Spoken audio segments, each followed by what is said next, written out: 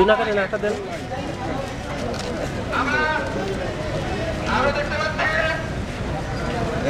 এই সেটা কারণ আপনারা কারণ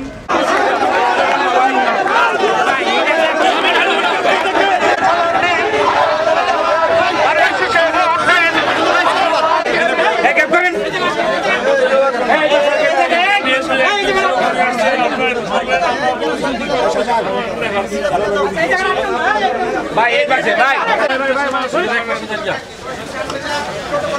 এই কাকান না না ফুট স্টেক নিবা দেন ভাই হ্যাঁ দাও আমরা বিএনপি এক জমানিয়া কাছে এসে আপনারা গাড়িরা পড়বেন তো আপনারা ম্যাডাম আম্মা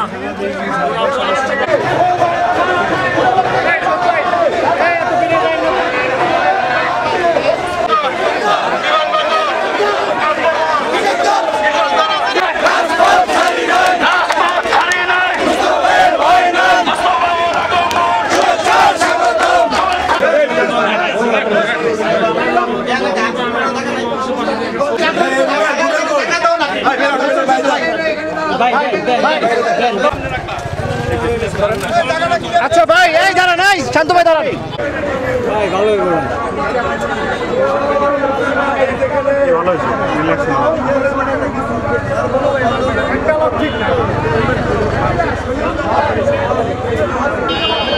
ওদেরকে দেওয়া তোমাকে ছবি তো সবসময় দাঁড়ায় না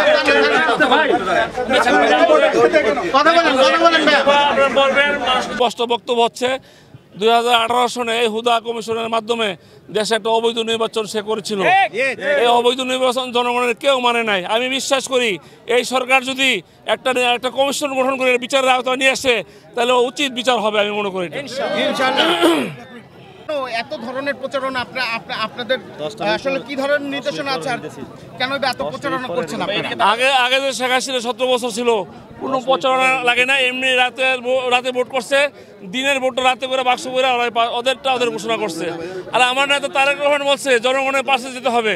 জনগণের পাশে যেতে হলে আমাদের বিএনপির সকল নেতাকর্মীদেরকে নিয়ে আমরা জনগণের পাশে গিয়ে প্রচারণা করি। আমরা বিএনপি ক্ষমতা আসলে দেশের জন্য কি করব এই জন্য আমরা প্রচারণা করতেছি।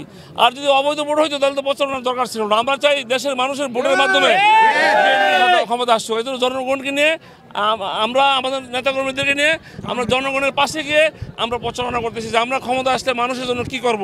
এই জন্য আমাদের পার্টির চেয়ারম্যান তারেক রহমানের নির্দেশে আমরা প্রচারণা করতেছি এবং ব্যাপক সাড়া পাচ্ছি। জনগণ আমাদের প্রতি খুশি যে আমরা আগে ঘোষণা দিচ্ছি আমরা আসলে আমরা কি করব এটাই আমরা আগে ঘোষণা দিচ্ছি। আমাদের 31 দফায় বলা আছে আমরা দেশের জন্য কি করব এটাই আমরা মানুষের কাছে পৌঁছে দিচ্ছি। চাঁদাবাজি করতেছে না, এরা করতেছে যারা এই 5 তারিখের পর নতুন নব্য বিএনপি হয়েছে, নতুন ভাবে বিএনপি ছাড়ছে, তারা চাঁদাবাজি করে বিএনপি ঘাড়ে চাপাই দিচ্ছে। এই বিষয়ে যদি আমাদের বিএনপি লোকজন তাদেরকে ধরার সাথে সাথে আইনে আশ্রয় নিচ্ছে, আমরা বিচার করতেছি, পুলিশে দিচ্ছি। কিন্তু আবার দু একটা বিএনপি লোক যদি ভুলও করে থাকে আমরা সাথে সাথে আমি এবং আমার আমিনুল হক সাহেব আহ্বায়ক সাহেব আমরা বহিষ্কার করতেছি। এই পর্যন্ত ঢাকা শহরে প্রায় 500 আমরা বহিষ্কার করছি।